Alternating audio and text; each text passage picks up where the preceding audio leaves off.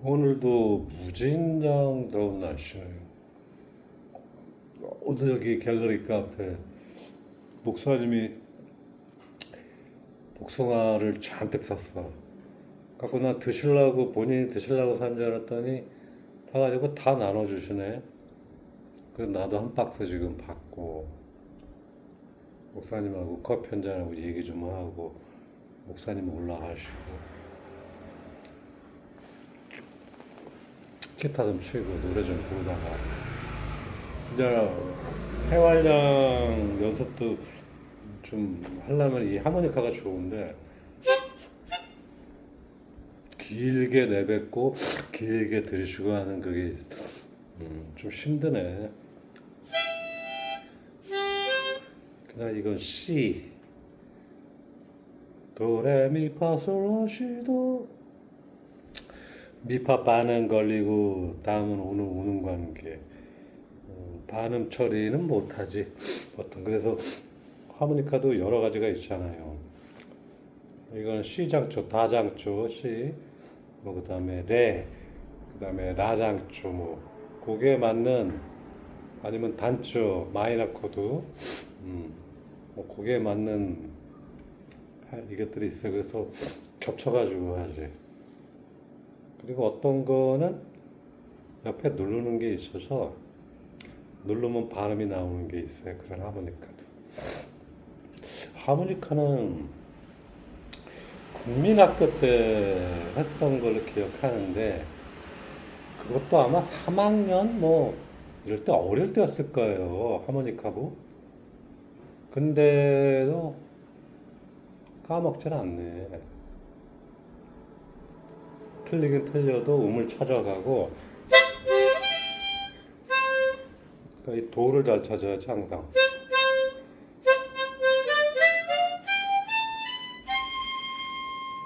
도를 잘 찾아야지. 시장조에서 제일 많이들 부르는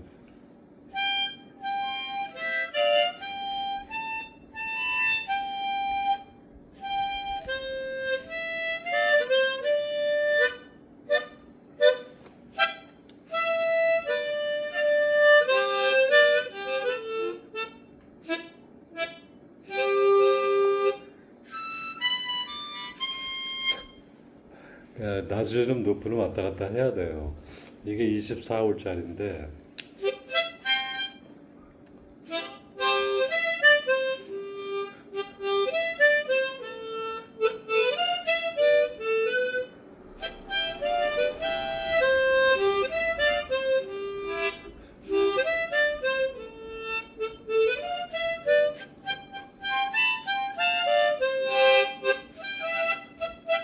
이런 거를 호흡 연습해야 하니까 길게 해야지.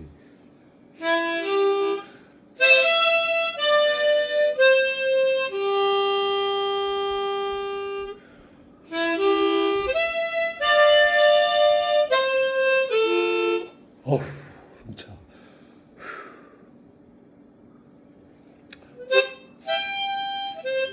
이게 홀이 홀이 작은 구멍 10개짜리도 있어요. 그래서 요만해.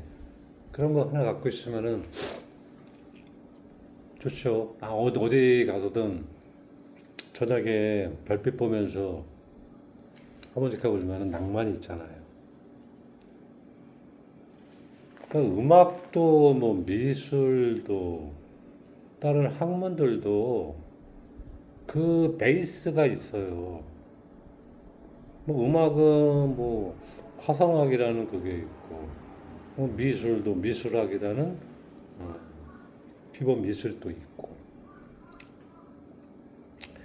그래서 뭐 음악은 도레미파솔라시도 일단 기본만 알고 거기서부터 시작되는 거고, 미술은 빛과 그림자, 빛을 해서 어둠이 생기고 그림자가 생기고 그렇게 해서 입체가 생성이 되는 거니까.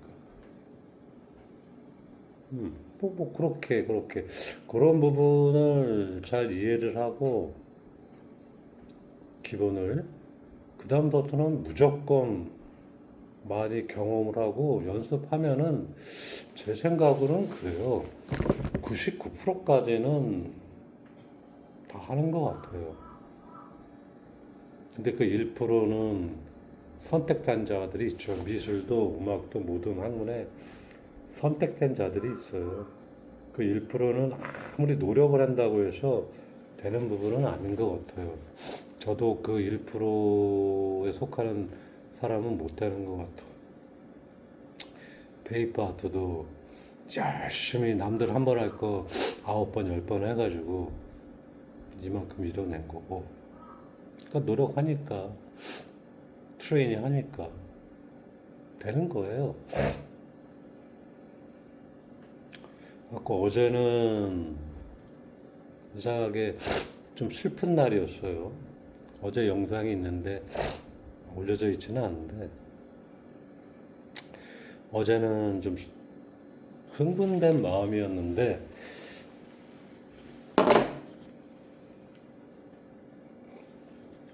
이 호흡 부분이 기침이나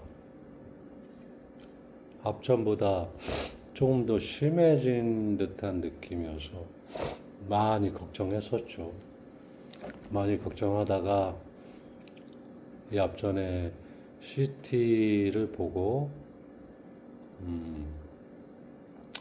아무 변동사항이 없는 걸로 나왔어요. CT에서는 변함없이. 그것은 꼭 암이 이제 팽창을 한 건 아니기 때문에 AI가 나한테 얘기해준 지금 치료 중인 거예요. 항암제가 내 폐를 치료 중이고 치료보다는 억제를 하는 거죠. 암을 억제하고 그리고 이제 독한 항암제로 해서 내 몸이 약해진 거예요. 그러니까 조그만한 이런 외부의 이런 거에 예민해진 거예요.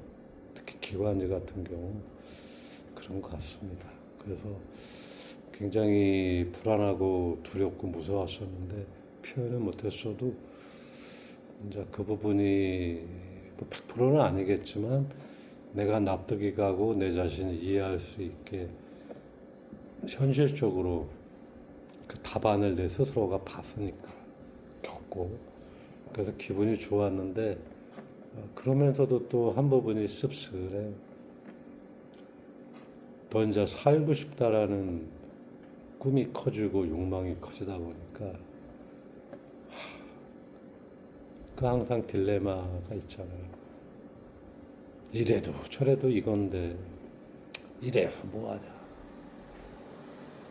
그러나 항상 이 딜레마는 죽을 때까지 가져가는 게 인간이고 특히 저와 같이 환우들에게는 더더욱 잦겠죠. 그렇지만 자기 지표, 자기 중심이 어떤 그러니까 가치관, 이 부분에 대한 가치관이나 이런 부분이 명확히 서 있지 않는다면은 그 작은 흔들림 속에 모든 게 무너지기가 쉽겠더라고요. 그래서 저는 앞전 영상에도 얘기했듯이 처음 항암을 하고는 정말 이렇게까지 이런 삶 같지도 않은 삶을 이거를 사는 게 이게 연명이지 내가 무슨 부귀영화를 누린다고 이게 뭐냐 갖고 많은 갈등 속에서 스트레스 받고 처음 항암을 이제 하게 된 거죠. 하고 한 번, 두 번 하게 되다 하면서 몸도 마음도 많이 지쳤죠. 그러면서도 왜 나는 지금 이렇게 저 큰 주사를, 저 독약을 내 몸에 쏟아붓고 있는가 생각을 해봤더니 결론은 살라고 하는 거잖아요. 살라. 응? 무엇가 다른 말이 필요해요. 핑계가 여기서도. 그렇다면 살라고 한다면은 내 지금 현실에 복종을 해야 돼요. 내가 인정을 하고 이런 병 앞에 어느 부분은 복종을 해야 돼. 내가 고개 숙이고 겸손히 복종을 해야 된다고요. 그 부분이 이제 쇼부를 본 거예요. 살라고 하는 것은 내 죽음 앞에 내 자신이 일단은 무릎 꿇고 복종을 한 것이다. 근데 이런 부분에 뭐 자존심을 상하고 이런 거를 시킬 뭐 어떤 그게 없어요. 인간으로서 뭐 당연한 그 반로이고. 근데 이제 저 같은 경우는 어느 부분은 예민하고 꼴 같지 않은 또 자존심은 강해요, 남들보다. 그러다 보니까 많은 딜레마 속에서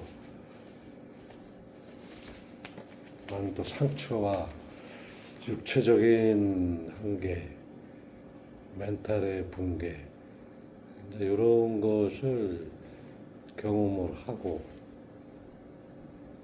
그러다 명확한 지표를 세우고 살라고 주소를 꼽는다. 그 지표가 딱 서니까 지표가 서도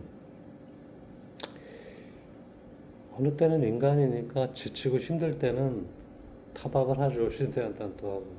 그렇지만 그거 화가 나고 신세한탄이 나올 때가 있어요. 그냥 자연스럽게 그러면은 누가 미우면은 욕도 하는 거고. 내 신세가 이러면 신세한탄도 하는 거고. 근데 여기서 제가 트레이닝이 된 것이 그때뿐이어야 된다는 거죠. 그때뿐이어야. 그런 감정들이 오래 갖고 있으면은 매우 힘들다는 거죠. 이 기나긴 항암의 이 길을 절대 못 가요. 이제 15개월, 16개월 돼 가니까 이제 몸으로 저도 많은 부분을 겪었으니까 버티지를 못하겠더라고요. 그러니까 이왕 살고자 이 길을 비록 정상인들의 50%도 못 미치는 그런 활동 영역과 기약이 없는 내일이지만 의미 부여를 하고 오늘을 즐겁게 사는 것이 최상이다. 최선의 방법이다. 내 지금 나로서는 어느 부분이 힘들고 고통스럽다고 지적이고 있는데 나의 지금의 고통과 힘듦이 또 어떤 그 사람에게는 그만큼만 돼도 소원이 없겠다라는 상황이 있습니다. 이제 제가 암에 걸려서 많은 것을 인터넷을 통해서 보고 있잖아요. 특히 암 환우들에 대해서. 어린 아이가 있는 40대, 젊은 20대들. 얘들은 그 생존율 5년, 10년이 걔들의 꿈이에요. 그만큼만 살아있으면 좋겠다 하는 것이 그들의 꿈이라고.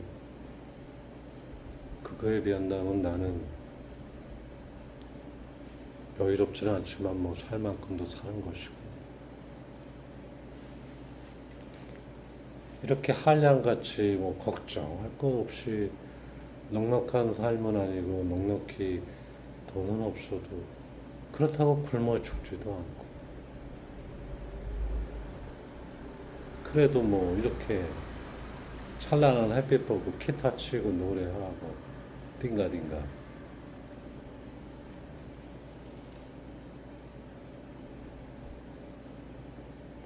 그래서 앞전 영상에도 남겼는데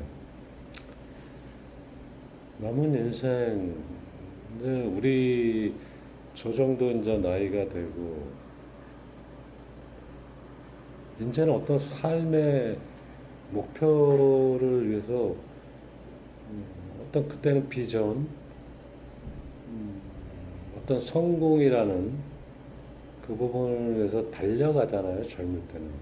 살 날이 많을 때는. 근데 이제 60이 넘고 70이 되고 이제 이런 상황에서는 아무래도 이제 이 세상과 이별할 날이 더 가깝기 때문에 맨날 얘기하잖아요. 정리 정돈을 잘해야 된다. 근데 이 부분을 주위 사람들은 재수없게 생각한다. 왜 죽음을 생각할까?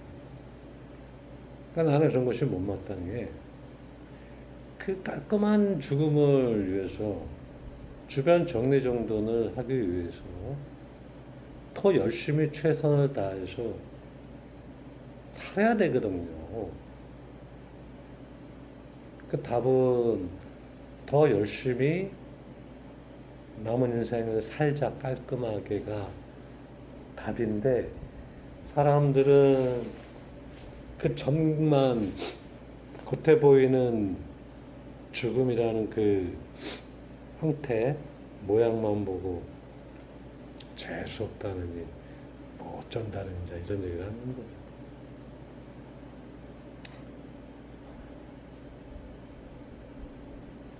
어제 영상에서는 이상한 기분이었어요. 불안했던 표현은 안 하지만 나도 죽음이 두려워요. 두렵고 솔직히 하고 싶은 거를 할 수 없다라는 게 괴로워요. 괴롭고 짜증이 나고 화가 나. 그러면 돼지면 되는데 또 돼지기는 또 무서워요. 살고 싶고. 그래서 요번 10여일 전쯤, 보름 전쯤부터 내 폐 호흡이 더 심해지고 기침도 심해지고 했을 때 많이 힘들었어요. 복잡했다고. 아, 이렇게 원래 폐라는 부분이 웃으면서 병원 왔다가 죽어서 나가는 경우가 많거든요. 그건 의사들이 맨날 얘기하잖아요. 그것이 이제 어느 정도 해소가 되고 지금 잘 치료가 되고 있는 거구나. 그냥 기분이 좋아야 되는데 웬걸 어떤 삶에 대한 애착이 더 커지는 거예요. 그러니까 힘들더라고. 그래서 어제 영상을 올리면서 다시 제로시키자. 그 영상은 뭐 지금 내려져 있으니까 여러분들이 못 보잖아요. 이 영상은 올려놓을 거예요. 그래서 저는 다시 다시 시작이 되는 거예요. 다시 즐거운 마음을 갖고, 그리고 어제 영상에서 제가 반성하고 승려를 해야 될 부분, 항상 상대방에게 나이가 많던 적던 예의를 갖추자. 내가 그리고 그 선을 넘지 말자. 그리고 말을 줄이자. 겸손히. 그러니까 그거를 쭉 해서 하나의 단어로 결정체를 보니까 겸손이라는 부분이거든요. 겸손히 살자. 내 보이는 모든 생물이건 무생물이건 존중하고 겸손히 더 낮은 자세로 겸손히 살자. 근데 이것이 뭐 잘 됩니까? 살아온 그게 있는데 이기적인 놈이니까 저는 나밖에 모르고 나 잘났다고 살던 놈이. 근데 요즘에는 자제를 하려고 하는데도 툭툭 튀어나오는데 그런 행위를 하고 집에 가서 생각해 보면 후회를 해요. 왜 그랬을까? 상대방을 상대방은 그로 인해서 굉장히 무시당한 것 같기도 하고 당황도 스럽고 여러 심경 변화를 가질 수가 있는 건데 왜 나는 쉽게 해서 내가 화나면 화난 대로 직설적으로 얘기하고 내 말이 답인 양 상대방한테 주입을 시키려고 이 못된 버르장머리를 고쳐 나가야 되는데 그래도 뭐 이렇게 잘못하고 고쳐 나가려고 하는 자세는 좋은데 이러면 고쳐지지가 않아. 21분. 아 그때 복숭아 맛있네. 하여튼 우리 목사님 때문에 뭐 옆에 끼겨가지고 항상 편하게 교회 갔다가 먹을 것도 잔뜩 먹고 좋네요. 자, 집에 가야죠. 집에 가서 아 근데 답답하다. 더울 때는 집이 답답해. 축축하고.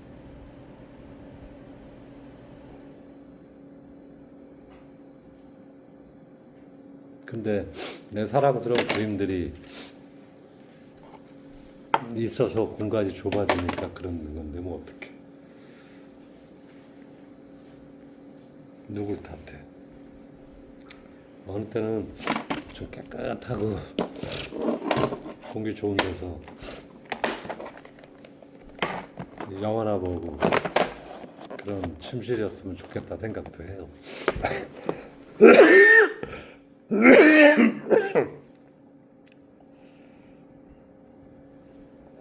이렇게 압력을 가해서 기침을 하고 하면은 어지러워.